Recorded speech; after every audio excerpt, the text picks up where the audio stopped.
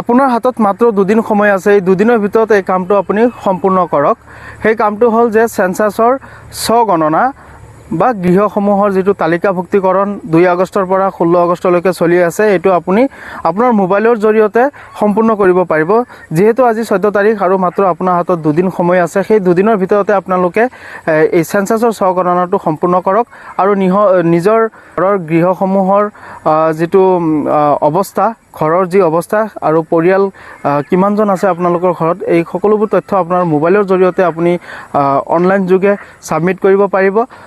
So আপুনি যদি এই কামটো কৰিব নাজানে, মোৰ গ্ৰাম ইনফটেক চেনেলটো আপুনি ভিজিট কৰক। তাতে মই সম্পূৰ্ণ প্ৰেক্টিকেলি আপোনালোকক দেখুওৱা আছে ভিডিঅ' আকাৰে।